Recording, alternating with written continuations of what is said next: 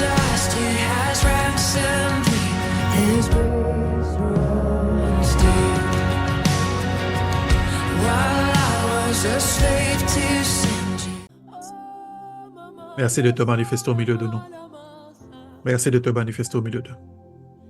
Merci de te manifester au milieu de nous. Seigneur, nous te sommes reconnaissants. Te disons merci parce que nos vies ne restent pas les mêmes. Ce soir, Seigneur, est une soirée particulière. Ce soir, Seigneur, notre Dieu, tu nous manifestes ta bonté. Merci, Seigneur, pour chaque personne qui est ici pour cette étude biblique. Nous te demandons de bénir ta parole, de manifester ta vie au travers de ta parole, dans le nom de Jésus. Est-ce qu'on peut dire ensemble, merci Seigneur Jésus? Merci Seigneur Jésus. Amen. Amen. Gloire à Jésus, nous commençons notre étude biblique de ce soir. Bonsoir Gétro, bonsoir Vanessa, Christiane, bonsoir à tout le monde. Bonsoir. Commençons notre étude de ce soir. Et je pense que Dieu ne manquera pas de nous faire du bien. Nous avons commencé l'étude biblique sur les mystères cachés derrière le tabernacle et la sacrificature de Moïse. Mystères cachés derrière le tabernacle et la sacrificature de Moïse. J'ai commencé à introduire, je ne veux pas revenir sur toutes ces choses pour nous permettre d'avancer avec la matière, n'est-ce pas, de cette longue étude biblique. En guise de rappel, j'ai dit ceci, c'est que quand vous lisez la Bible, vous vous rendrez compte dans les livres d'Exode que plusieurs chapitres ont été réservés, mis à part pour parler, n'est-ce pas, du tabernacle de Moïse et de ce qui devait s'y faire.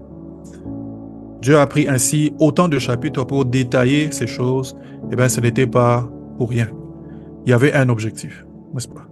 Lorsque vous lisez dans 2 Timothée, chapitre 3, le verset 16, la Bible dit « Toute écriture est inspirée de Dieu et utile pour enseigner. » Toute écriture est inspirée de Dieu et utile pour enseigner. Si la Bible est en train ainsi de nous dire que les Écritures sont inspirées, n'est-ce pas, et utiles, ça veut dire que cette partie de la Bible aussi est inspirée et utile pour enseigner, n'est-ce pas? La Bible nous montre, n'est-ce pas, qu'il y a une profondeur là-dedans et nous devons comprendre cela. Pourquoi? Et c'est pour ça qu'elle est en train de dire que c'est utile pour enseigner. Et la Bible continue en disant pour enseigner, pour convaincre, pour corriger, pour instruire dans la justice. Et bien, lorsque nous avons lu aussi la dernière fois, l'apôtre Pierre est en train de dire, n'est-ce pas, que les prophètes ayant prophétisé, n'est-ce pas, de ces choses, ont fait l'objet de leur prophétie, n'est-ce pas, de la grâce qui vous avait été annoncée, n'est-ce pas, l'objet de leur recherche et de leurs investigations. Ils ont fait de ces prophéties, n'est-ce pas, de la grâce qui nous avait été annoncée, l'objet de leur recherche et de leurs investigations. N'est-ce pas? Ces mêmes personnes qui avaient prophétisé, qui étaient en contact avec le Seigneur, qui ont dit des choses surnaturelles, la Bible dit, ils ont fait de ces prophéties, des choses qu'ils ont eux-mêmes dites, l'objet de leurs recherches et de leurs investigations. Vous comprenez que dans la Bible, il y a des choses qui ont une profondeur. Il y a des choses qui peuvent avoir été annoncées. Même les personnes qui les ont annoncées ne pouvaient pas clairement discerner, n'est-ce pas, à quand est-ce que ces choses devaient venir, de quoi est-ce qu'ils étaient vraiment en train de parler. Et pour comprendre cela, ils devaient faire des études, des investigations. Et bien, l'étude sur le tabernacle, c'est une étude d'investigation, c'est une étude de profondeur, n'est-ce pas? Les choses ont été annoncées, mais qu'est-ce qu'ils voulaient dire? Nous comprenons que Dieu ne pouvait pas dire ces choses par hasard. Il y a quelque chose qu'il voulait nous annoncer. Et bien, lorsque vous lisez Hébreux chapitre 9, n'est-ce pas? Il y a une porte qui nous est ouverte là-bas, lorsque l'auteur du livre des Hébreux est en train de parler. Il parle, n'est-ce pas, d'un tabernacle céleste que Moïse était en train de voir, n'est-ce pas? Et lorsqu'il est en train de parler, il parle de ces choses, il dit, ce n'est pas encore le moment de revenir sur ces choses-là. Et pendant qu'il est en train de parler, il dit qu'il y avait un voile entre les lieux saints et les lieux très saints, n'est-ce pas? L'Écriture montrait par là que le chemin du lieu très saint n'était pas encore ouvert, n'est-ce pas? Quand cet auteur est en train de parler ainsi, Il ne parlait pas seulement, n'est-ce pas, du tabernacle de Moïse en disant non, il y a un rideau, donc le lieu très saint physique qu'on est en train de voir. Non, il nous annonce déjà qu'il y avait un tabernacle céleste qui était plus grand et plus parfait. Il parle de ce lieu saint-là, de ce lieu très saint-là, qui n'était pas encore accessible. Il dit le voile qui se trouvait entre le lieu saint et le lieu très saint montrait que le chemin pour le lieu très saint n'était pas encore ouvert. Nous verrons cela plus tard, n'est-ce pas? Que ce voile-là est en train de parler du corps de Christ. C'est pour cela que lorsque Jésus était à la croix et qu'il est mort, la Bible dit, le voile s'est déchiré de haut en bas. N'est-ce pas? De haut en bas, c'est une image tout simplement pour montrer que ce n'était pas la main d'un homme qui avait déchiré, parce que le voile était tellement long que s'il fallait le déchirer, il aurait fallu le déchirer d'en bas vers le haut. Mais le voile a été déchiré de haut en bas, montrant que Dieu était en train de décider désormais de déchirer ce voile-là et de laisser la voie ouverte. Vous voyez, on en parlera plus tard lorsqu'on parlera de voile. Mais cette image-là qui s'était manifestée à la mort de Christ à la croix ne faisait que parler, n'est-ce pas, du vrai voile qui était en train de se déchirer dans la sphère spirituelle, n'est-ce pas, que la mort de Christ était en train d'ouvrir le chemin pour nous, pour entrer dans le lieu très saint. Ainsi, dans Hébreux, je crois, le chapitre 10 ou le chapitre 12, la Bible dit que la voie a été ouverte, n'est-ce pas? Approchons-nous donc avec assurance du trône de la grâce. Je parlerai de tout ça plus tard. Vous voyez. Donc, en lisant le chapitre 9 du livre des Hébreux, on comprend que les choses qui s'est passées ou qui étaient décrites ainsi dans le tabernacle n'étaient que des images. Ce n'étaient que des images. Il y avait des choses plus profondes que nous pouvions apprendre. Il y avait des choses plus profondes que nous pouvions apprendre. Vous voyez. Et nous avons donc ici, ou ce que nous voulons faire ici, c'est de découvrir quelles sont ces choses que le tabernacle est en train de cacher. Quelles sont ces choses que le tabernacle est en train de cacher? L'objectif physique du tabernacle, je l'ai expliqué la dernière fois, c'est que Dieu voulait habiter au milieu de son peuple. Le peuple d'Israël était un peuple nomade. Il ne restait pas à un endroit pendant longtemps. Il était en train de déambuler dans le désert. Eh bien, Dieu qui en premier s'est révélé sur une montagne, voulait désormais être avec son peuple, n'est-ce pas, dans une tente. Et il a donc ordonné que l'on puisse construire un temple, n'est-ce pas, un endroit, n'est-ce pas, sacré, où il pouvait demeurer avec le peuple. Ainsi, il a fait construire le tabernacle. Nous avons lu ce texte où il est en train de dire « Ainsi je demeurai au milieu de, je crois, dans Exode chapitre 25, verset 8 et quelque part par là. » Et la dernière fois, nous avons commencé à parler des principes, n'est-ce pas, pour l'étude du tabernacle. Quels sont les principes que nous allons utiliser pour étudier le tabernacle? Je vous ai dit, n'est-ce pas, de façon ramassée ou de façon, comment on dit, de façon brève, n'est-ce pas? Je vais dire que l'étude du tabernacle est une étude de type et d'image. Dans l'étude du tabernacle, quand nous serons en train d'étudier les parties du tabernacle, c'est une étude de type et d'image. N'est-ce pas? C'est une étude de type et d'image que Dieu a, vous pouvez dire, caché ou il a révélé. Révélé selon le point de vue que vous le savez, vous comprenez que ce sont des images, n'est-ce pas? Dieu les a donc révélées, n'est-ce pas? Mais d'autres personnes ne les voient pas. Il les révèle en secret, entre guillemets. Donc, c'est-à-dire qu'il les met au vu aussi de tout le monde. Ceux qui ont des yeux peuvent voir. On dit caché pour des personnes qui ne voient pas. Donc, des images que Dieu a renfermées, n'est-ce pas? Dans ce temple, n'est-ce pas, qu'on appelle le tabernacle. Ça sera une étude des types et d'images que Dieu a donc mis dans le tabernacle. Et notre objectif, ça sera de comprendre cela. Les images, nous comprenons, nous savons ce que c'est. Et la dernière fois, je vous ai expliqué qu'est-ce que nous entendons par les types ou la typologie. N'est-ce pas? Les types, ce sont, n'est-ce pas, des choses qui se sont passées dans la vie d'une personne. Des événements qui se sont produits, n'est-ce pas? De façon normale, de façon naturelle. Mais qui ont une portée prophétique, qui révèlent soit un aspect, n'est-ce pas, de la vie chrétienne, un aspect de la personne de Christ, ou un aspect, n'est-ce pas, de la prophétie. On dira alors que ces choses sont des types d'une chose. Je vous donne un exemple. Je n'ai pas cité ça la dernière fois. Le déluge, par exemple. N'est-ce pas? Le déluge. Je crois que Christiane était très contente d'entendre, n'est-ce pas, tous ces types-là. Donc ça, je t'ajoute encore un autre. Le déluge. Le déluge, c'est à la fois une image du jugement, mais à la fois une image de l'enlèvement. Pourquoi? N'est-ce pas? Les déluges, n'est-ce pas? Avant le déluge, It means that I want to bring you something, I want to give you something more. La dernière fois, apparemment, tu étais très content lorsqu'on était en train de parler des types, des images, n'est-ce pas, de toutes ces choses. Alors, je veux ajouter quelque chose pour toi. No. What is that word? Déluge? Yeah. The flood. Oh, Ok. thank you. The floods, dans l'histoire de Noé.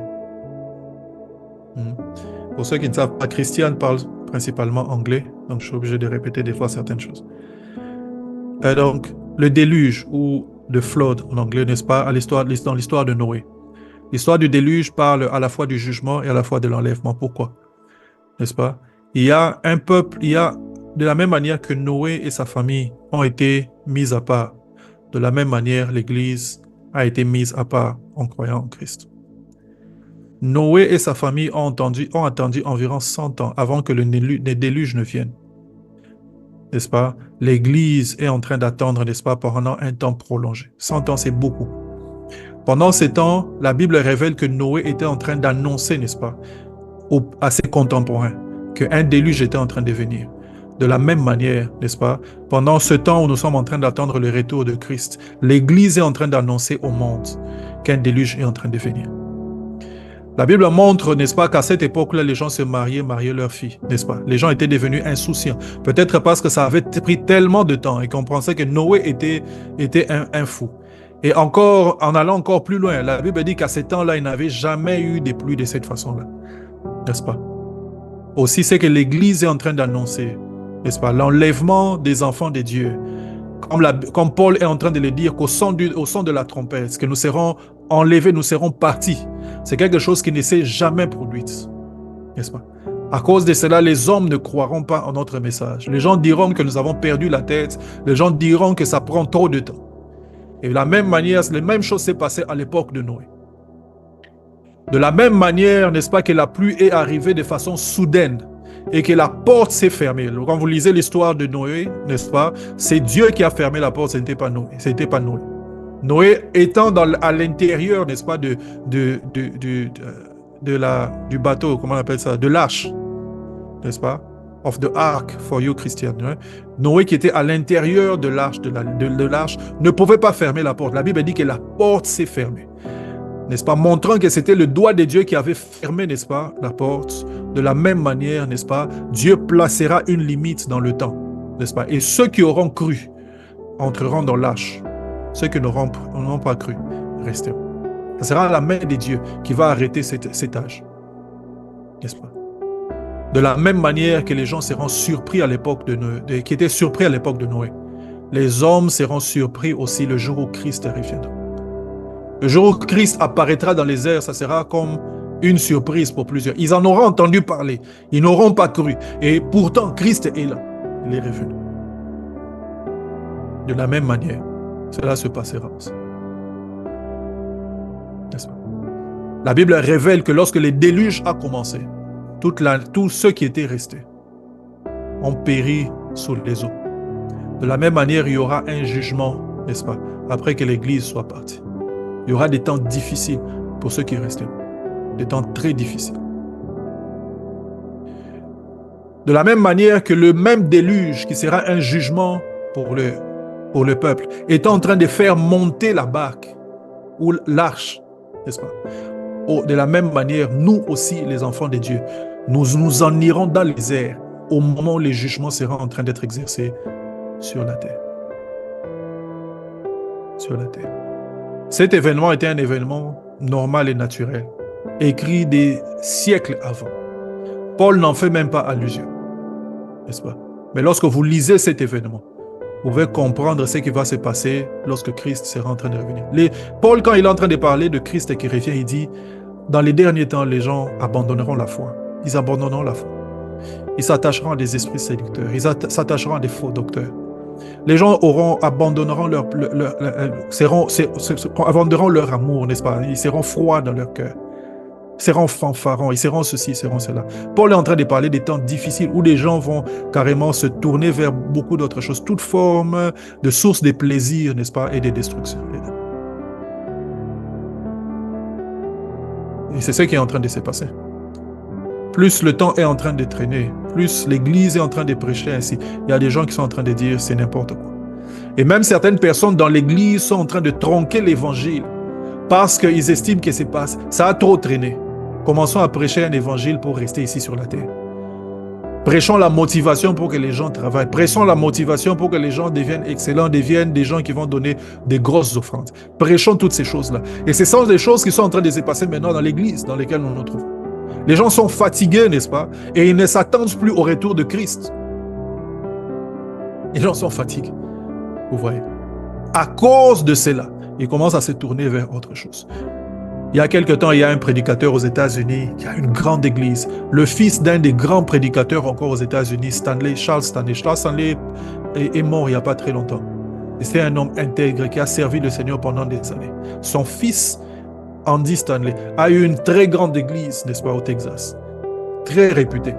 Je ne sais pas si la réputation, c'était à cause de son père ou lui-même. Malheureusement, ce monsieur a commencé à affirmer l'homosexualité dans son église. Eh bien, ils auront la démangeaison d'entendre des choses, n'est-ce pas, qui leur plaisent. N'est-ce pas? Ils se choisiront des faux docteurs. Et même certaines personnes, la Bible dit, ils abandonneront leur foi. Ils s'élèveront au milieu de vous, des loups, n'est-ce pas, en peau de brebis. Tellement ça dure, les gens se détournent. Eh bien, dans le temps de Noé, c'était la même chose. Parce que ça durait, les gens se mariaient leurs filles, ils buvaient, ils ne se préoccupaient pas de leur vie de sanctification. Plaise à Dieu que ce soir, n'est-ce pas, ma voix résonne dans nos cœurs, n'est-ce pas, pour que l'on puisse retrouver la voie de la sainteté, de la sanctification, de la crainte de Dieu et l'attente du retour de Christ, parce que ça peut arriver à n'importe quel moment. Écoutez, je ne sais pas pourquoi je suis en train de parler de cette façon, mais je pense que c'est important. Il y a 10 ans, on ne pouvait pas imaginer que dans certains pays, comme les pays dans lesquels on est en Allemagne, je cite l'Allemagne, au Canada, ou certains endroits, l'Église pouvait avoir le genre d'oppression que l'Église a aujourd'hui. Aujourd'hui, l'Église est dans le viseur, n'est-ce pas, de ceux qui sont en train de faire les lois pour qu'on les catégorise comme des extrémistes. Pour qu'on nous catégorise. Nous, là, on veut nous catégoriser comme des extrémistes. L'Église bâtit des orphelinats. L'Église va dans les milieux où il y a des guerres, apporte des biens aux gens. Les gens donnent ce qu'ils donnent de leur temps, donnent de leur sang. Il y a des gens qui meurent dans le but d'aller apporter l'évangile et aller faire du bien à d'autres personnes. Et ce sont ces personnes-là qu'on veut catégoriser d'extrémistes parce qu'ils ne s'alignent pas à ce que toutes ces personnes veulent. Parce qu'on refuse, n'est-ce pas, d'accepter que l'homosexualité est quelque chose de normal. Parce qu'on refuse d'accepter, n'est-ce pas, que le transgenrisme, n'est-ce pas, est quelque chose de normal. Parce qu'on discute. Alors on veut dire que l'on n'aime pas ces personnes-là, on veut dire que l'on est contre ces personnes-là. Vous voyez? Alors que même ces gens-là, on est prêt à les accepter n'importe, à bras ouverts. Il n'y a pas une organisation dans le monde comme l'Église qui est allée vers des personnes qui les persécutent. Il n'y en a pas. Dans l'ancienne URSS, il y avait des gens qui allaient en URSS pour aller prêcher l'Évangile. En Chine et en Corée du Nord, il y a des gens qui vont prêcher l'Évangile. Dans les milieux islamistes, il y a des gens qui vont là-bas, ils prêchent l'Évangile, on les décapite. Il y a des gens qui continuent à aller. Mais c'est l'Église qu'on veut traiter d'extrémiste. C'est un temps qu'on n'aurait jamais imaginé. Il y a quelque temps, n'est-ce pas, il y a eu Covid. On a imposé à tout le monde de prendre un vaccin. On a imposé à tout le monde de prendre des vaccins. Là, dans plusieurs églises, les gens ont dit non. Ils ne prendront pas les vaccins. On les a persécutés. Et même certaines personnes qui ne sont pas des chrétiens, qui ont dit qu'il y a quelque chose qui ne va pas, on les a persécutés. Des gens sont passés à la télé pour dire, n'est-ce pas, que l'on doit prendre ces personnes, on doit les mettre en quarantaine quelque part. On doit leur refuser les soins de santé parce que ce sont eux qui remplissent les hôpitaux. Aujourd'hui, on sait que ce n'est pas eux qui remplissaient les hôpitaux. Aujourd'hui, on sait AstraZeneca a enlevé le vaccin, n'est-ce pas, AstraZeneca a été retiré, n'est-ce pas. Mais les gens étaient en train de dire que c'est quelque chose qui cause des problèmes, on a voulu fermer la bouche des gens. Où sont toutes ces personnes qui parlaient? Pourquoi est-ce qu'on ne les suit pas eux? Pourquoi est-ce qu'on n'est pas en train de leur dire à eux, n'est-ce pas, qu'ils doivent aller en prison? Pourquoi on ne les suit pas? Tous ces gens qui ont fait des milliards et des milliards, pourquoi est-ce qu'on ne les suit pas? Mais on a persécuté des gens, n'est-ce pas? On les a mis en quarantaine. On a mis des gens en quarantaine. En France, il fallait avoir l'autorisation de sortie. Et les gens se sont alignés comme des moutons dans des pays qui se disaient libres. Il y a 10 ans, on ne pouvait pas imaginer que ces choses pouvaient se passer. N'est-ce pas? Et les gens qui ont l'esprit prophétique ont su, dès que ça a commencé, on est en train de préparer, on est en train de faire un test à grandeur nature de la venue de l'Antéchrist. Parce que lorsque l'Antéchrist viendra, il faudra que les gens soient en mesure de se soumettre de cette façon. Eh bien, les gens se sont soumis. Il faudra que ce soit une minorité qui reste insoumise, que l'on soit en mesure de les persécuter. Eh bien, il y aura une minorité qui ne se soumettra pas, que l'on va persécuter. Christ est en train de revenir. Il est en train de revenir, il revient bientôt. Ça semble être une histoire. Eh bien, à l'époque de Noé, c'était aussi une histoire. À l'époque de Noé, on est en train de dire, tu es en train de rêver. Une telle chose ne s'est jamais produite. Un déluge, de façon à ce que ça couvre toute la terre. Ça ne s'est jamais produit. Aujourd'hui, même la science reconnaît qu'il y a eu un tel événement, un tel cataclysme où il y a eu un déluge à échelle planétaire. C'est aujourd'hui prouvé par la science. Ce n'est même pas... la seule chose que la seule discussion, c'est qu'est-ce qui a causé ça. Nous, les chrétiens, on sait ce qui a causé. Eh bien, il y aura aussi un événement qu'on n'a jamais vu, qui ne s'est jamais produit. C'est qu'au son de la trompette, n'est-ce pas, à la voix d'un archange, les enfants de Dieu partiront. Ils monteront comme l'arche de Noé était en train de monter. Les enfants de Dieu seront en train de monter. La question, c'est que, est-ce que tu seras dans l'arche ou est-ce que tu seras en dehors de l'arche? Certaines personnes pensent ils seront tellement vigilants que lorsque la porte de l'arche sera en train de se fermer, ils vont glisser à l'intérieur. Non. Tu es dedans ou tu n'es pas dedans. Eh bien, ça, c'est un type. L'arche de Noé ou les déluges, c'est un type qui parle, n'est-ce pas, de la venue de Christ et du jugement qui est en train de venir. Laisse à Dieu qu'un réparateur des brèches nous soyons prêts. Nous avons donc commencé à parler des matériaux, des choses qu'on a utilisées pour bâtir, pour construire le tabernacle. Je vous ai expliqué cela la dernière fois. L'or parle de Dieu et de sa gloire. L'argent parle de la rédemption. C'est pour ça que les enfants d'Israël devaient se racheter eux-mêmes, n'est-ce pas? Les premiers devaient se racheter. Et quand on se rachetait avec l'argent, ce n'était pas une monnaie, c'était vraiment le métal. Eh bien, c'est le métal qui a été aussi utilisé. C'est ce métal qu'on a collecté des enfants d'Israël, qui a plus tard été utilisé aussi dans le tabernacle. C'était le fruit du rachat personnel des enfants d'Israël. Et bien, dans le Nouveau Testament, on voit encore, n'est-ce pas, que pour les transactions, l'argent a été donné, n'est-ce pas, quand Christ devait être vendu. C'est à prix d'argent, 30 pièces d'argent, que Christ a été vendu. Nous avons dit que cela parle de la rédemption. Nous avons parlé de l'airain, n'est-ce pas, ou du bronze. C'est un alliage qui était généralement très dur et qui avait la couleur du feu. Le feu parle du jugement. Nous avons parlé du bois d'acacia. Je vous ai montré l'arbre d'acacia. Le bois d'acacia parle de l'humanité de Christ. Chaque fois que nous verrons le bois d'acacia dans le tabernacle, sachez que ça parle de l'humanité de Christ. Et bien dans le tabernacle, généralement, il y aura, n'est-ce pas, une combinaison de plusieurs matériaux. Et toutes ces combinaisons-là seront un message que nous devrons comprendre. Notez pour le moment que le bois d'acacia parle de l'humanité de Christ. Dans la Bible, on est en train de dire dans Isaïe chapitre 53, verset 2, qui s'est élevé comme une faible plante dans une terre desséchée. Eh bien, l'acacia, c'est un arbre qui pousse généralement dans un milieu sec ou aride. Le bois de l'acacia est généralement très dur et très léger. Il est parfait, n'est-ce pas, pour faire les meubles et pour faire des meubles que l'on veut porter. N'est-ce pas? Comme le tabernacle, c'était une tente que l'on devait monter et démonter et amener avec soi. C'était le bois parfait, n'est-ce pas, pour le faire. Mais notez avec moi ici, n'est-ce pas, que c'est un bois qui grandissait dans un désert. Le désert dans la Bible est l'image, n'est-ce pas, du monde. N'est-ce pas? Ça parle donc de l'humanité. Donc il s'agit ici de la dimension naturelle ou la dimension humaine de Christ. N'est-ce pas? Mais c'est aussi un bois qui ne pourrit pas facilement. Je parlais, quand on a fini l'étude la dernière fois, ma mère m'a directement accroché pour me dire l'acacia, c'est c'était un bois qui était parfait, n'est-ce pas, pour faire le charbon, par exemple.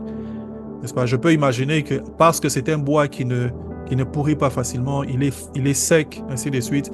C'est un bois qui est parfait, n'est-ce pas, pour le charbon. Ma sœur a renchéri en disant, n'est-ce pas, qu'on dit que c'est aussi très bien pour les meubles. Donc, le bois d'acacia, c'est un bois qui ne pourrit pas facilement. Et la Bible est en train de dire dans Psaume chapitre 16, il ne permettra pas que son sein voie la corruption. Il ne permettra pas que son sein voie la corruption. Lisons parce que nous sommes ici dans une étude biblique. Psaume chapitre 16.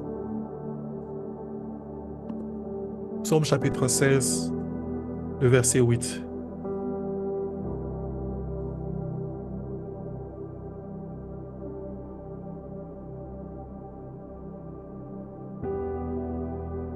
Psaume 16, le verset 8, la Bible est en train de dire ceci. Je lis jusqu'au verset 16. J'ai constamment l'Éternel sous mes yeux. Quand il est à ma droite, je ne chancelle pas.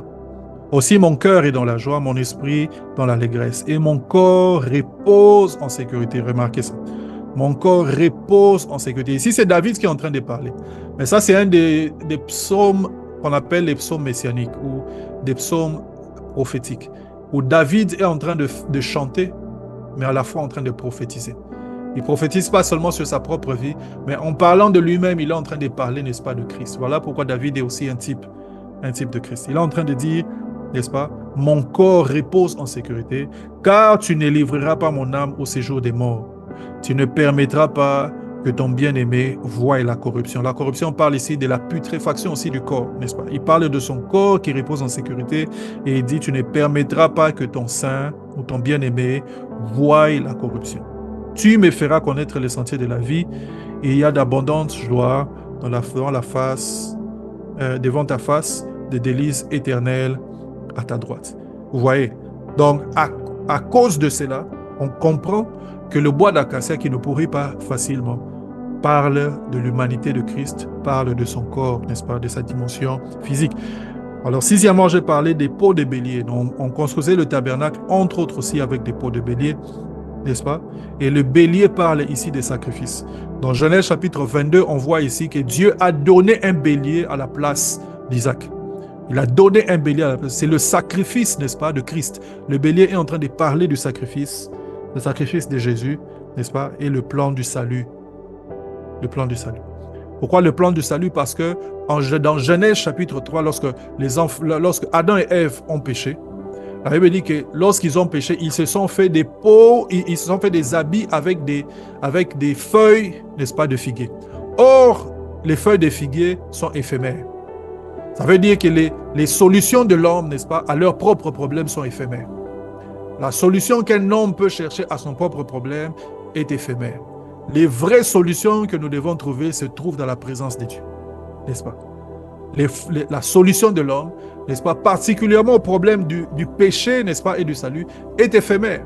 Les hommes qui essayent de chercher, de trouver Dieu par leurs propres efforts, sont en train de faire des choses éphémères. Parce que tu ne peux pas trouver Dieu par tes propres moyens. Où est-ce que Dieu se trouve? Quel est le chemin qui te mène au trône de Dieu, n'est-ce pas? À quelle hauteur est-ce qu'il se trouve? Tu n'as aucune idée. Tu as besoin que Dieu puisse mettre un pont pour toi, pour que tu puisses arriver vers lui.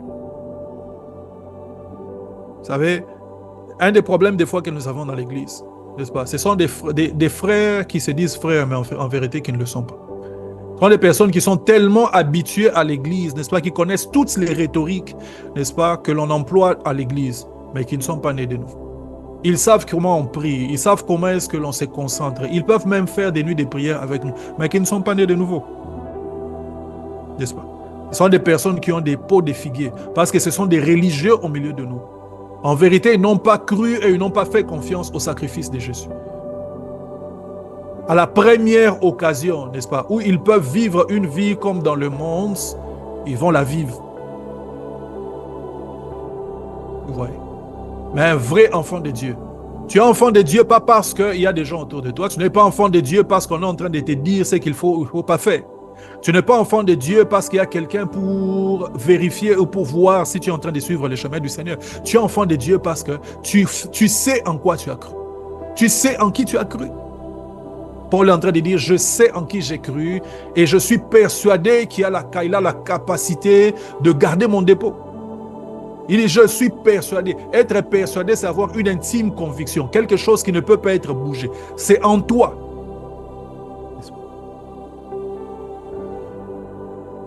Malheureusement, dans l'Église, au lieu d'avoir des personnes qui ont la peau des béliers, nous avons beaucoup de personnes qui ont les feuilles des figuiers. Qui ont des feuilles des figuiers. Qui portent une foi qui est temporaire et qui est circonstancielle. Une foi qui doit être renouvelée selon des circonstances. N'est-ce pas? Ils portent des peaux, des feuilles de figuier. Eh bien, les feuilles de figuier, n'est-ce pas, ont séché un jour. N'est-ce pas? Les feuilles de figuier, c'était aussi des feuilles qui avaient des épines. Donc, lorsque tu les portais, tu étais mal à l'aise. Parce qu'en vérité, si tu es en train de vivre une vie chrétienne qui n'est pas réelle, en anglais, on dit if you are faking it, n'est-ce pas? Si tu n'es pas sincère dans ta vie chrétienne, eh bien, tu seras toujours mal à l'aise. Tu seras toujours mal à l'aise. N'est-ce pas? Dans la vie chrétienne, soit tu es dedans, soit tu n'es pas. Voilà pourquoi lorsque la Bible est en train de parler lorsque Jésus parle à cette église dans l'Apocalypse, il dit, puisses-tu être chaud ou froid? Parce que tu es tiède, je t'ai vomi. Puisses-tu être froid ou bouillant? Il n'y a pas de demi-mesure avec Dieu. Tu es à 100% dedans ou alors tu es complètement dehors. Si lorsqu'on te pose la question, es-tu engagé, tu es enfant de Dieu, es-tu serviteur de Dieu? Si dans ta tête, tu as une idée d'une situation mixte, je suis enfant de Dieu, mais je ne suis pas vraiment enfant de Dieu comme vous, alors sache que tu es dehors. Si tu es dans une situation mixte en te disant, je suis enfant de Dieu, mais moi je ne prie pas beaucoup comme vous exercez. Non, alors tu es dehors. Si tu n'es pas enfant de Dieu à l'extrême, alors tu n'es pas dedans. Le vrai extrémisme que je recommande, c'est l'extrémisme d'être enfant de Dieu. Parce que les vrais enfants de Dieu qui sont à l'extrême, ils aiment Dieu à l'extrême. Ils aiment les enfants, ils aiment les hommes à l'extrême. J'allais dire le monde. Nous n'aimons pas les mondes, nous aimons les hommes. Tu aimes les hommes au point où tu peux te sacrifier pour eux.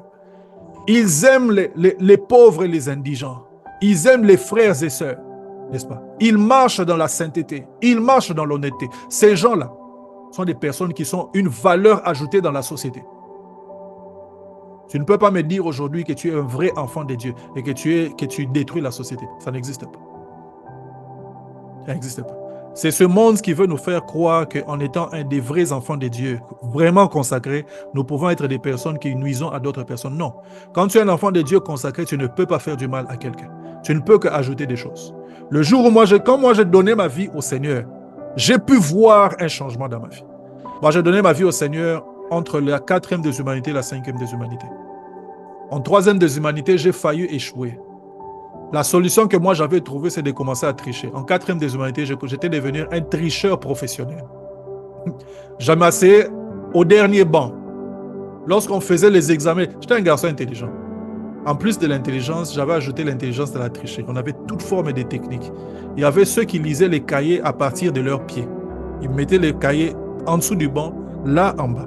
Et ils pouvaient paginer, n'est-ce pas, les cahiers à partir de là. Et personne n'allait entendre. Et de là, ils pouvaient lire. Il y avait ceux qui pouvaient lire, n'est-ce pas, la feuille de quelqu'un à 2 bancs. Tu es 2 bancs devant, ils peuvent lire ta feuille. Ah oui. Il y avait ceux qui avaient des gilettes. Vous savez à quoi servait la gilette? N'est-ce pas? Vous grattez le banc avant l'interrogation, vous écrivez tout un chapitre sur le banc. Tout un chapitre. Au lieu de retenir, vous écrivez le chapitre sur le banc. Il y a d'autres qui écrivaient les chapitres, n'est-ce pas, sur les murs. Comme on s'asseyait avec des colonnes, n'est-ce pas? Ils écrivaient les chapitres. À partir, vous pouvez lire.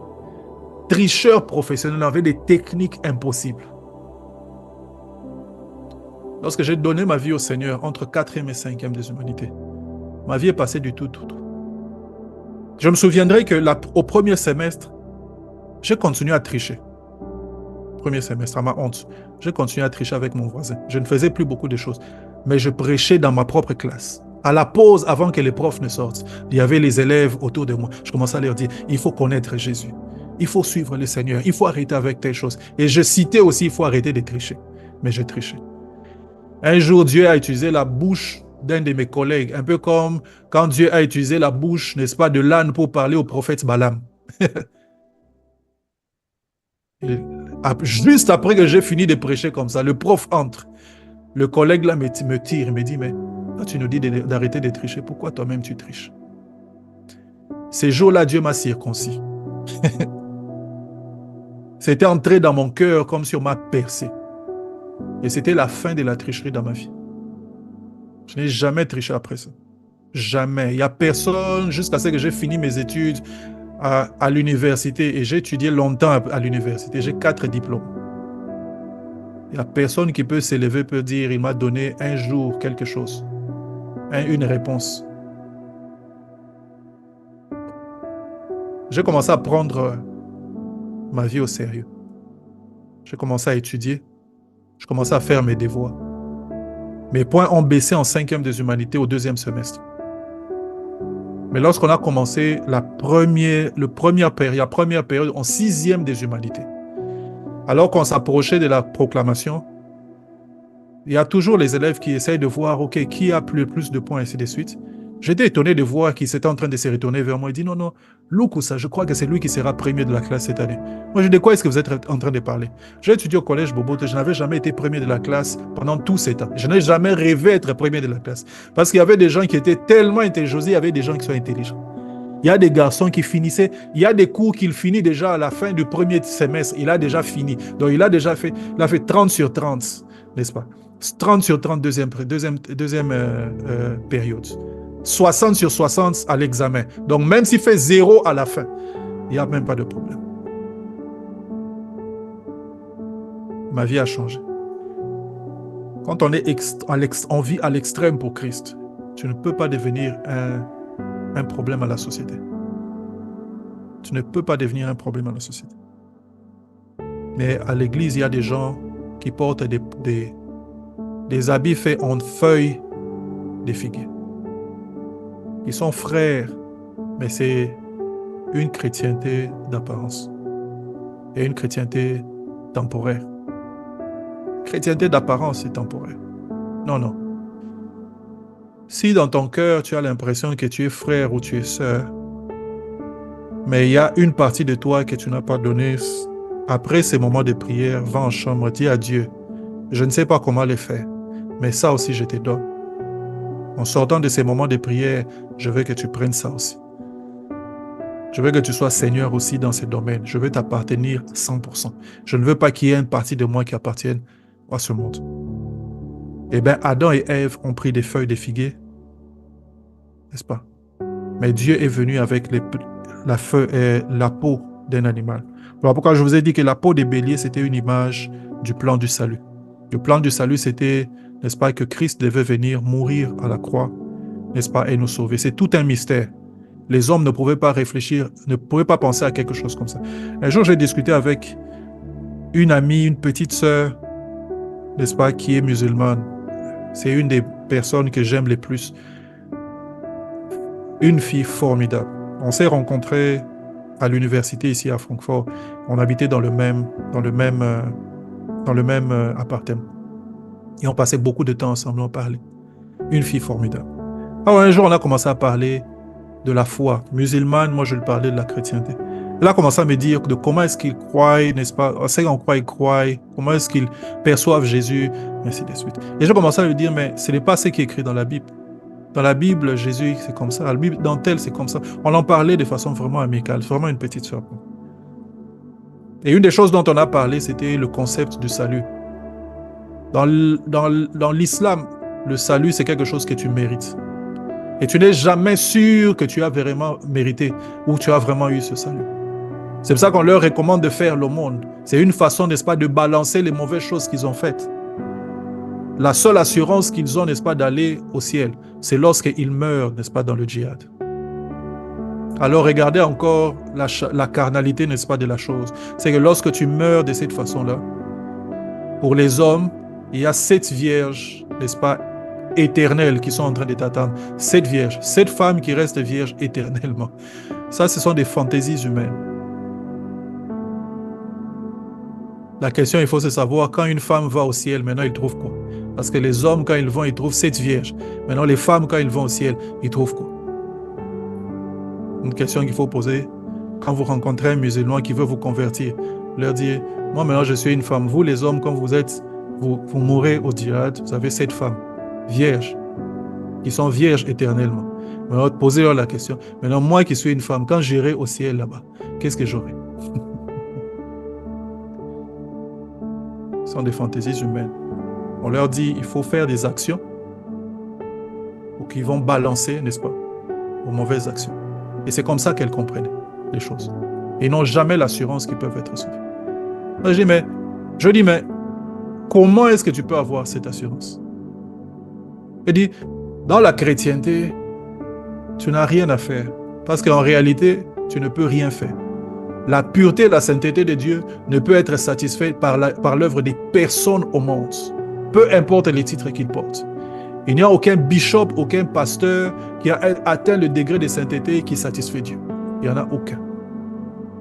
Il n'y en a aucun qui peut venir devant Dieu pour lui dire qu'il mérite. Parce que le jour où tu commences à dire que ta sainteté satisfait Dieu, n'est-ce pas, ou est arrivé au niveau de la sainteté de Dieu, alors tu le mérites. Il n'y a personne. La Bible en dit, il n'y a aucun saint, pas un seul, n'est-ce pas? Et votre sainteté, c'est comme un habit souillé devant Dieu. Parce que la sainteté de Dieu est telle que lorsqu'il te regarde, il peut voir, n'est-ce pas, la moindre tâche qu'il y a sur toi. Un homme de Dieu a expliqué cela en disant, le problème avec nous, c'est que nous considérons la sainteté en termes des choses que l'on ne doit pas faire. Je ne dois pas faire ça, je ne dois pas mentir, je ne dois pas faire ça. Mais le péché, ce n'est pas seulement ce que tu ne fais pas. Le péché, c'est aussi ce que tu dois faire et que tu n'as pas fait. Et plutôt, le péché, c'est aussi des choses que tu dois faire. Oh, excusez-moi, le péché, ce n'est pas seulement des choses que tu commets. Donc, j'ai fait telle chose, tu as fait telle chose. Le péché, c'est aussi des choses que tu dois faire et que tu ne fais pas. Par exemple, le bien que tu sais que tu peux faire et que tu ne fais pas. C'est aussi un péché. Or, combien de veuves et d'orphelins il y a dans le monde? Mais tu as 10 dollars ou 10 euros dans ta poche. Pourquoi tu ne prends pas ces 10 euros et que tu les partages? C'est un bien que tu peux faire et que tu ne fais pas. Si on doit aller dans ces détails-là, il n'y a aucun saint. Il n'y en a pas un seul. Il n'y en a pas un seul. C'est pour cela que notre ticket pour le ciel, ce n'est pas les œuvres que nous faisons. C'est l'œuvre de Jésus à la croix. Jésus devient un pont pour nous qui perce, n'est-ce pas, toute forme n'est-ce pas, de méritocratie. Ça va au-delà de toutes les choses où on peut se dire non, je mérite. Non, non, non, tu ne mérites rien. Tu as obtenu par grâce. Tu as obtenu par faveur. C'est parce que Dieu t'a fait grâce. N'est-ce pas? Jésus devient ce pont-là qui te fait sauter toutes ces choses. Et j'expliquais ces choses à cette fille. Elle était en train de dire, mais comment est-ce que ça se fait? Comment est-ce que c'est possible? Elle dit, mais comment est-ce que Dieu lui-même peut venir, peut porter des péchés pour nous?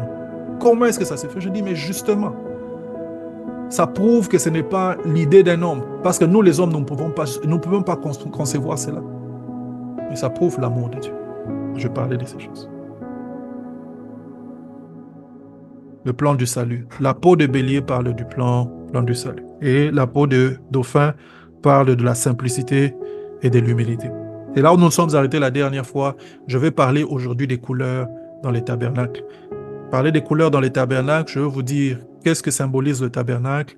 Et puis, je veux vous montrer une vidéo qui va vous donner une image de ce à quoi le tabernacle aurait pu ressembler.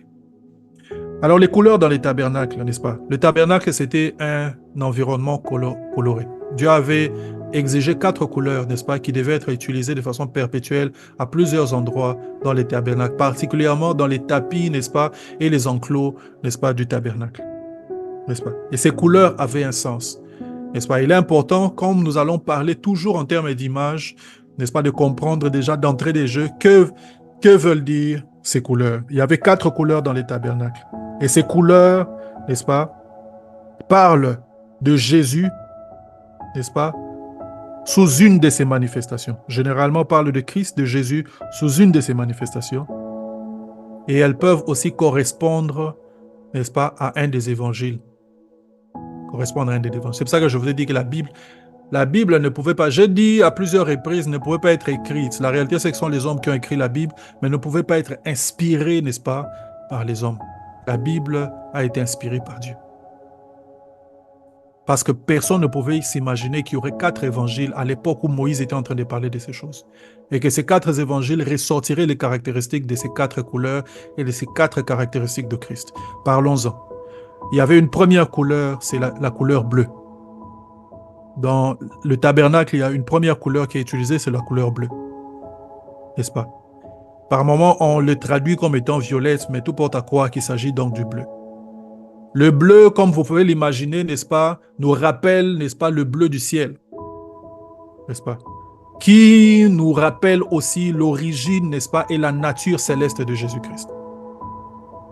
Donc, chaque fois que nous verrons le bleu dans les tabernacles, et des fois même dans la Bible, n'est-ce pas, le bleu nous rappelle l'origine céleste et la nature céleste, la nature divine de Jésus-Christ. Cette couleur correspond à l'évangile de Jean. Pourquoi est-ce que nous disons qu'il correspond à l'évangile de Jean? L'évangile de Jean commence dès le début à parler de la divinité de Jésus. Nous pouvons n'est-ce pas, le citer nous-mêmes, n'est-ce pas? Au commencement était quoi? La parole.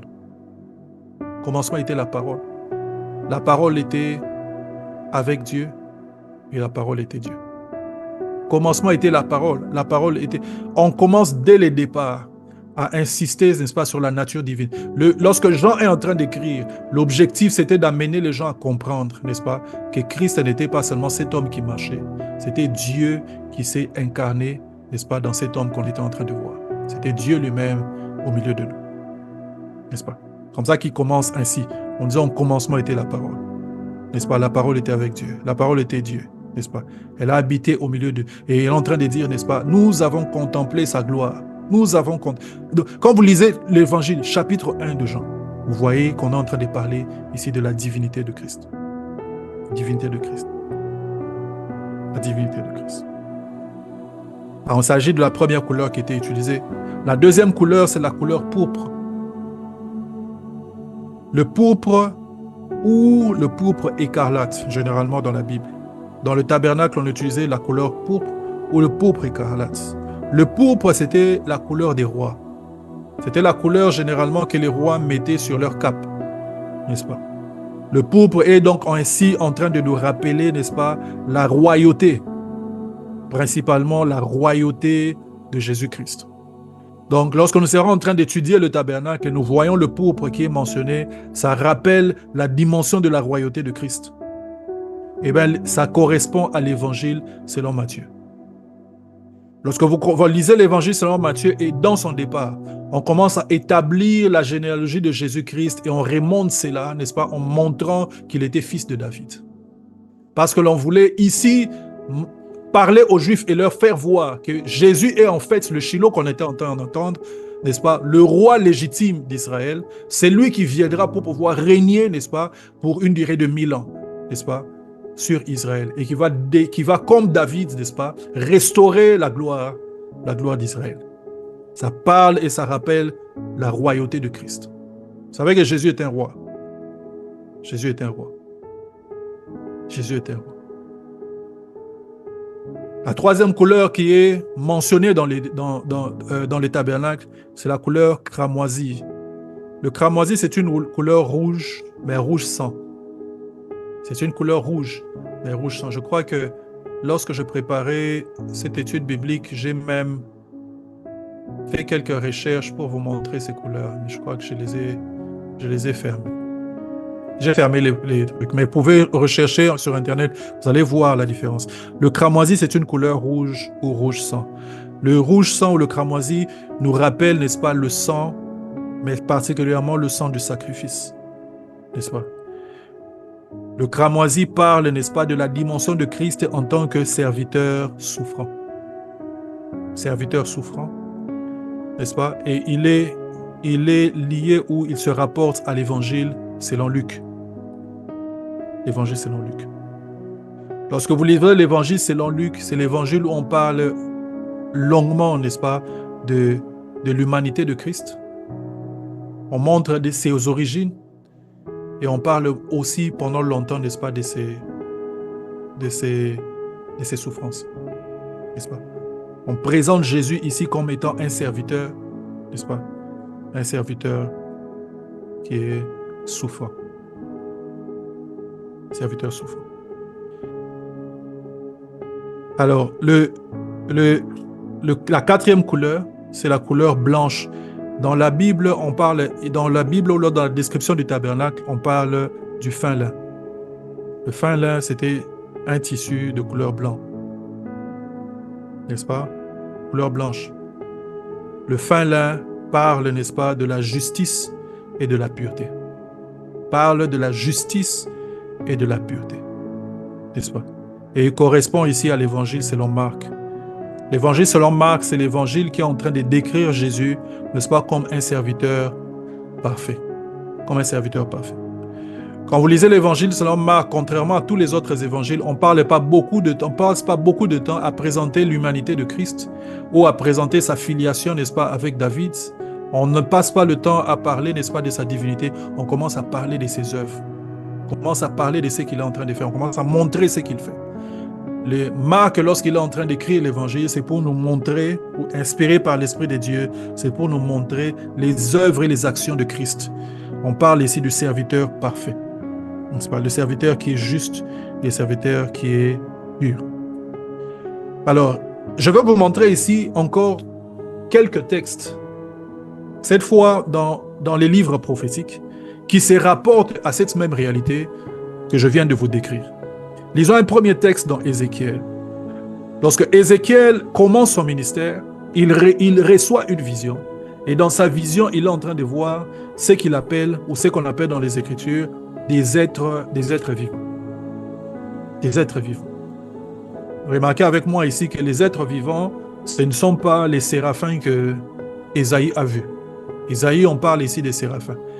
Mais lorsque Ézéchiel parle de ces êtres, mais aussi Apocalypse, lorsqu'il parle de ces êtres, ils en parlent comme étant des êtres vivants. Alors certaines personnes ont dit, ça c'est un débat théologique, mais c'est important que vous le sachiez, certaines personnes ont dit que la description des anges, n'est-ce pas, c'est une description humaine des êtres célestes. C'est-à-dire qu'on décrit les anges. Ange vient du mot grec angelos, qui veut dire envoyé. Quelqu'un qui a été envoyé ou messager. N'est-ce pas? Ces êtres apparaissaient et ils apportaient un message. Donc et les hommes les ont appelés anges. Mais on ne sait pas savoir si tous ceux qui ont apparu aux humains étaient tous des êtres de la même nature. Ou de la même nature, disons de cette façon. Où il y avait des êtres différents. Et une des raisons pour lesquelles les gens le disent, c'est parce que lorsque vous lisez des textes comme celui que nous allons lire, n'est-ce pas, on parle de quelques êtres autour du trône de Dieu qu'on appelle tout simplement des êtres vivants. C'est une description, ce n'est pas un nom. Ce n'est pas un nom comme, n'est-ce pas, être humain ou ainsi de suite. Non. On les appelle êtres vivants. Donc tout porte à croire qu'il y a des êtres dans la dimension céleste que les hommes ne connaissent pas, que les hommes n'ont pas encore vu. Par exemple aussi, on parle dans la Bible, n'est-ce pas, des anges qui ont déjà été enchaînés. Vous pouvez lire ça, je crois, dans Apocalypse, qu'il y a des anges qui se sont révoltés, qui ont déjà été enchaînés. Or, nous savons que le diable n'est pas encore enchaîné, il le sera. Mais il y a déjà des êtres qui sont déjà enchaînés. Donc, ce sont des êtres qui n'ont jamais été en contact avec les humains. J'ai ouvert une parenthèse et je ferme. C'est un débat qui est encore un débat théologique ouvert. Alors, Ézéchiel chapitre 1, le verset 1 à 10, je vais lire juste quelques textes. Je ne vais pas commencer à partir du verset 1. Mais la Bible parle ici de quelques êtres. Verset 4, la Bible dit « Je regardais, voici, il vint du septentrion, un vent impétueux, une grosse nuée, une gerbe de feu qui répandait de tous côtés une lumière éclatante. » Remarquez ce que Ézéchiel est en train de décrire. Il décrit une gerbe. Une gerbe, c'est un tas de... Pour toi, Christian, n'est-ce pas? Une gerbe, c'est un tas de... Comment dire? Des épis, des épis de blé. Quand on récoltait des blés, on les liait ensemble et on appelle ça une gerbe. Je ne sais pas comment on le dit en anglais. Donc, on dit ici qu'il y avait une gerbe, n'est-ce pas, de feu, n'est-ce pas, qui répandait de tous côtés une lumière éclatante. Ce que Ézéchiel est en train de faire ici, c'est décrire ce qu'il est en train de voir. Ça ne veut pas dire que ce qu'il voyait, c'était une gerbe. Mais il est en train de décrire avec des mots que lui, il comprenait. N'est-ce pas, ce qu'il est en train de voir. Il dit, au centre de laquelle brillait comme de l'airain poli sortant sortant au milieu du feu. Donc, au centre de cette gerbe, il y avait quelque chose qui brillait comme des lérins polis qui vient du feu. Il décrit. Alors, il dit au verset 5, « Au centre encore apparaissaient 4 êtres vivants, dont l'aspect avait une ressemblance humaine. Chacun d'eux avait 4 faces, et chacun avait 4 ailes. Leurs pieds étaient droits, ainsi de suite. » Je veux lire au verset 10. Je vais lire au verset 10 parce que c'est lui qui nous intéresse. Quant à la figure de leur face, ils avaient tous une face d'homme, tous une face de lion à droite, tous les 4 une face de bœuf à gauche et tous les 4 une face d'aigle. Alors j'explique. Quel est le lien avec ce que nous sommes en train de dire? Il dit ils avaient une face d'homme. La face d'homme est en train de parler ici de l'humanité de Christ. Et ça représente ici l'évangile de Luc, qui parle ici du serviteur souffrant. Je vous ai dit que l'évangile de Luc, c'est l'évangile où on parle beaucoup de l'humanité de Christ. On parle de lui comme étant un enfant. Il n'y a pas un autre évangile qui parle de ça. Ça parle ici de la face de l'homme. Mais il dit il y avait aussi une face de bœuf. Le bœuf est un serviteur. Le bœuf est utilisé, n'est-ce pas, comme serviteur. Et les bœufs, n'est-ce pas, ne se lamentent pas. Quand il est en train de travailler, il ne se lamente pas. Ça parle ici du serviteur parfait, n'est-ce pas, qui n'ouvre pas sa bouche, mais qui est en train de servir. C'est ici l'évangile de Marc. Nous avons dit Marc ici, c'est le serviteur parfait. Mais il y avait aussi une face d'aigle. Or, l'aigle, c'était un oiseau qui vole. L'aigle, c'était un oiseau des hauteurs. Or, les hauteurs nous fait référence ici à la couleur bleue, n'est-ce pas, à la divinité de Jésus. Mais on dit aussi, je crois que j'ai cité toutes les faces, on a dit il y avait une face d'homme, une face de bœuf, une face d'aigle, n'est-ce pas? On dit ils avaient une face d'homme. Ah oui, il y avait aussi une face de lion. Oui. Nous savons tous que le lion est l'image, n'est-ce pas, de la royauté. Dans Proverbe, lorsque vous lisez, on est en train de décrire le lion, on dit le lion est le roi de tous les animaux, il ne recule devant rien. N'est-ce pas? C'est l'image de la royauté. Et ici fait référence, n'est-ce pas, de l'évangile selon Matthieu, où on est en train de lier Jésus, n'est-ce pas, à sa racine avec David. On parle ici, n'est-ce pas, de la royauté de Christ. De la royauté de Christ. Donc déjà dans Ézéchiel, par les 4 êtres vivants, on était en train d'annoncer, n'est-ce pas, la nature, n'est-ce pas, et l'œuvre de Christ, qui allait venir, n'est-ce pas, des siècles plus tard. Des siècles plus tard. Mais cela s'est manifesté comment? Par les êtres vivants qui étaient autour du trône ou dans la gloire de Dieu. Et bien ces êtres vivants, quelqu'un d'autre les a vus.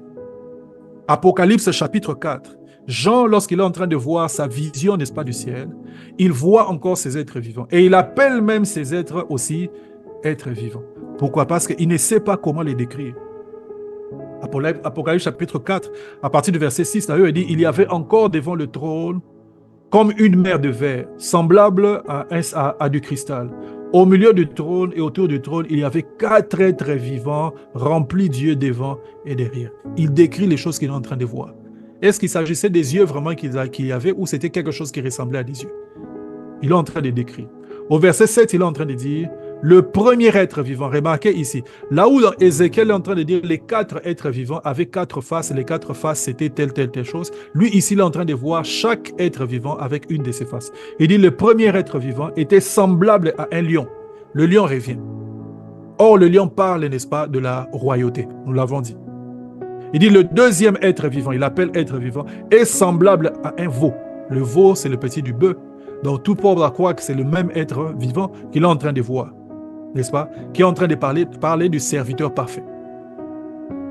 Il dit le troisième être vivant a la face d'un homme. Ici, on est en train de ramener l'humanité de Christ, n'est-ce pas, pour parler du serviteur souffrant.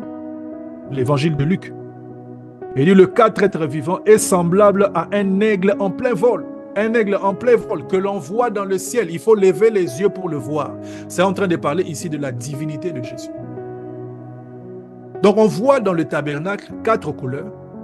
Les 4 couleurs font référence, n'est-ce pas, aux 4 évangiles à 4 dimensions de la personne de Christ. Et on est en train de voir dans le livre d'Ézéchiel que par les êtres vivants, ces 4 dimensions reviennent.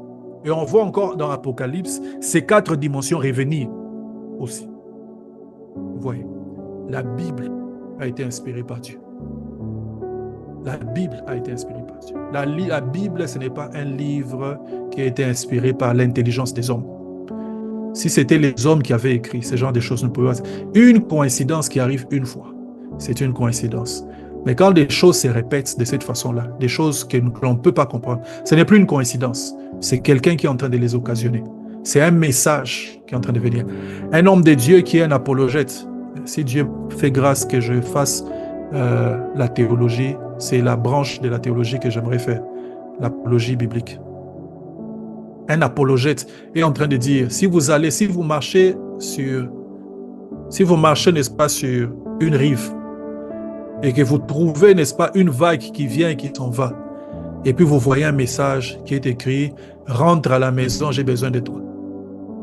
Vous n'allez pas dire que ce sont les vagues qui ont écrit ça. Ça veut dire que c'est un homme, un être vivant qui a certainement écrit, parce que les vagues ne peuvent pas faire ça. Si vous allez dans votre cuisine et que vous trouvez, n'est-ce pas, des Cheerios, ou je ne sais pas moi, vous savez, il y a des formes de, comment on appelle ça, les cornflakes en forme de lettres, alphabet. Et que vous voyez quelqu'un a pris ces lettres-là, il écrit, j'ai besoin de toi aujourd'hui à 10h. Viens à tel endroit, appelle-moi à tel numéro. Vous n'allez pas dire que non, les cornflakes sont tombés, c'est le hasard qui l'a fait. Vous allez dire, ça ne peut pas être un hasard. Ça, c'est un être intelligent qui l'a fait. Et bien, lorsqu'on trouve des choses telles que celles que je viens de vous décrire dans la Bible, vous comprenez que la Bible, ce n'est pas le fruit d'un hasard ni de la pensée humaine. La Bible, c'est le fruit de l'intelligence de Dieu. Un Dieu qui voit longtemps à l'avance et qui peut écrire au travers des âges de façon distincte, de façon différente, par l'intelligence de plusieurs personnes. Ézéchiel, c'est quelqu'un d'autre, n'est-ce pas? Marc, Jean, Luc et tout ça, ce sont d'autres personnes. Jean qui a écrit l'Apocalypse, il était à Patmos, il écrit quelque chose ailleurs. Et Moïse, on lui écrit, n'est-ce pas, des milliers d'années avant. On lui a décrit ces mêmes choses. Ces gens ne pouvaient pas se consulter pour se dire, on va faire les choses de cette façon-là pour que ça soit comme ça. Et puis, ajustons-nous un peu. Non, non. Il y a quelqu'un au-dessus d'eux qui était au travers des âges en train d'ordonner, n'est-ce pas, que sa pensée puisse être écrite de certaine façon. Le tabernacle, ce n'est pas seulement une tente. Le tabernacle, c'est un message. Et notre objectif, c'est de décoder ce message. Que symbolise le tabernacle? Nous allons le dire et puis nous allons nous arrêter. Que symbolise le tabernacle? Premièrement, le tabernacle symbolise Emmanuel, ou parle de Emmanuel au milieu de nous. Le tabernacle, c'était l'endroit où Dieu habitait au milieu de son peuple. Ça symbolise la présence de Dieu au milieu de son peuple. Deuxièmement, le tabernacle symbolise l'Église, ou parle de l'Église, qui est la demeure de Christ, ou la demeure de Dieu aujourd'hui, qui est le corps de Christ. Éphésiens chapitre 2, verset 19 à 22, 1 Corinthiens chapitre 3, 16 à 17. Troisièmement, le tabernacle parle de l'enfant de Dieu. Le tabernacle symbolise l'enfant de Dieu. L'enfant de Dieu qui est aussi l'habitation de Dieu en esprit. Vous êtes le temple de Dieu. 2 Corinthiens chapitre 6, verset 16. Nous sommes le temple de Christ aujourd'hui. Là où Dieu avait besoin d'une tente pour marcher au milieu de son peuple. Aujourd'hui, Dieu a besoin de Jéthro. Dieu a besoin de Vanessa. Aujourd'hui, il a besoin de Cédric pour marcher dans ce monde. Ce que je dis est très profond. Aujourd'hui, Dieu a besoin, n'est-ce pas, de Benita. Il a besoin de l'or. Nous sommes aujourd'hui la tente de Dieu dans ce monde. Et quatrièmement, le tabernacle est l'image des choses célestes. Pourquoi le tabernacle est l'image? Parce que Dieu dit à Moïse, regarde, vois fait selon le modèle. Il y avait un modèle dans le ciel. Il y a des choses dans le ciel, n'est-ce pas, qui ont été projetées pour nous, mais dans le tabernacle. Il y a des choses dans le ciel que nous pouvons voir au travers du tabernacle. Cinquième chose, le tabernacle parle de la vie chrétienne normale. Tout au long de cette étude, vous allez voir que le tabernacle nous indique comment est-ce qu'on doit aussi vivre notre vie chrétienne. N'est-ce pas? Le tabernacle nous indique comment est-ce qu'on peut vivre notre vie chrétienne. Alors pour clôturer ce soir, j'aimerais vous partager une vidéo sur YouTube. C'est une vidéo que je peux partager dans le groupe qui vous montre à quoi pouvait ressembler le tabernacle. Cette vidéo. Je vous partage cette vidéo et vous allez voir à quoi le tabernacle pouvait ressembler.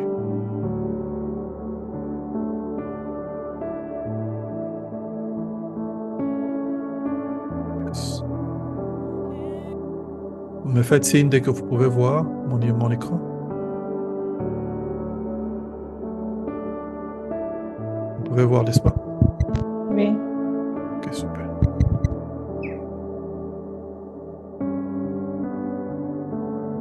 Je vais mettre aussi le son et je veux commenter en même temps. C'est une vidéo de 5 minutes et puis nous allons clôturer. The tabernacle, Hamishkan. The Hebrew word means place. It was where God dwelled with his people, and its elements show us how to relate with God. After delivering the Israelites from slavery in Egypt, God gave them detailed instructions on how to build this dwelling. Vous voyez un Once peu à quoi ça constructed, ressemblait? the Lord descended on the tabernacle in a pillar of Et cloud. la colonne que vous voyez de nuée, Curtains c'est l'image separated de la the whole présence de Dieu. tabernacle from the rest of the Vous Israelite voyez les encampment. entrées, les couleurs dont on a In this parlé. courtyard was the tabernacle's largest piece of furniture, the altar. A wooden box covered with bronze. The altar l'autel was shaped des as a reins, on square, va le voir plus measuring tard. approximately 7.5 feet long and 7.5 feet wide. From top to bottom, it stood about 4.5 feet. Hollow space inside the box allowed priests to insert coals.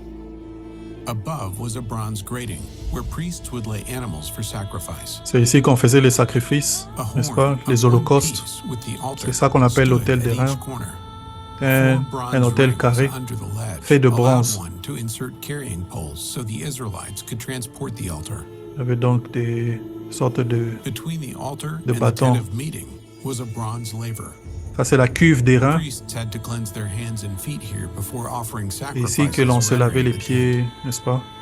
Avant ou après le sacrifice. Et maintenant, on entre dans la tente, n'est-ce pas? Ça, c'est le chandelier à 7 branches qu'on appelle le candélabre aussi. C'était en or massif. Each lamp was a small cup that the priest would fill with oil to fuel the light. Each branch in the middle of the shaft had almond blossoms. The menorah served a most practical On appelle la purpose. menorah, n'est-ce pas, par It les was the Juifs aussi. only source of light in the tent, an eternal light that was never to go out.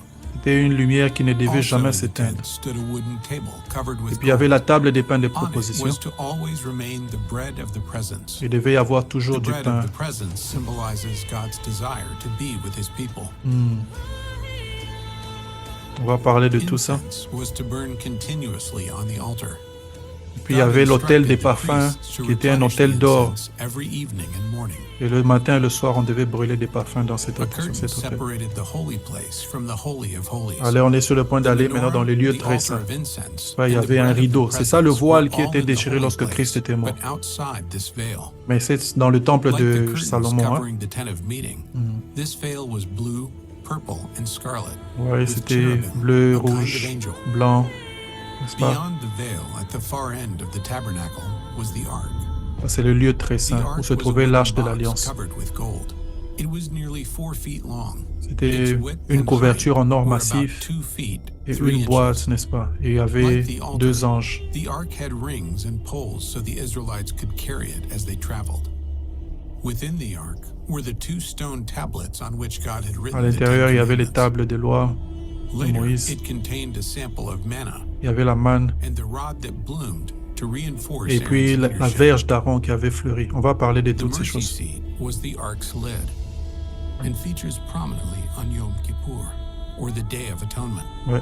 At each end stood a cherub On va parler de ce facing the couvercle. Le other, couvercle with its est appelé le wings outspread. propitiatoire aussi. This cover was made of C'est- solid gold. C'était en or massif. The priest would sprinkle the blood of the sacrifice on this mercy seat, symbolizing that the nation's sins were covered for another year. While only the high priest would see it, The mercy seat was the key symbol of atonement that God would forgive his people. Though daily sacrifices on the altar were necessary for payment of sin, it was only through the mercy seat on the Day of Atonement that the stain of sin was washed away. Amen. Gloire à Jésus. While priests had to make repeated sacrifices, one man offered a sacrifice to atone for sin once and for all. When Jesus, the Messiah, died, he sprinkled his own blood before God, securing atonement forever for all who would trust in him. Jesus cleanses us, makes us pure, and enables us to rightly approach the Lord. He tore the veil that kept distance between Israel and the Lord. God dwelled among the Israelites through a tent. Now, he dwells within his people through the Spirit. Yes. Gloire à Jésus. C'est donc ça, le tabernacle. Nous avons fini l'étude biblique de ce soir. On va prier le Seigneur pour clôturer. Seigneur notre Dieu, merci. Merci de nous visiter ce soir. Merci pour toutes ces choses que tu nous as dites. Merci pour ta présence dans ma maison, mais aussi ta présence dans ce ministère. Nous sommes vraiment reconnaissants au nom de Jésus. Amen. Gloire à Jésus. On a fini l'étude biblique de ce soir. On a fini pour ce soir. Le dimanche à 18h30, comme d'habitude, nous avons prié. Retrouvons-nous là. Notez déjà notre prochain rendez-vous pour la nuit de prière qui sera pour le mois de juin, le 28 juin. Nous aurons notre nuit de prière. Soyons ensemble là et prions les uns pour les autres. S'il y a des questions sur les choses qui ont été dites, n'hésitez pas de me les envoyer. Je peux vous appeler en aparté pour qu'on puisse éventuellement en parler. Sinon, que le Seigneur vous bénisse. On se voit le dimanche.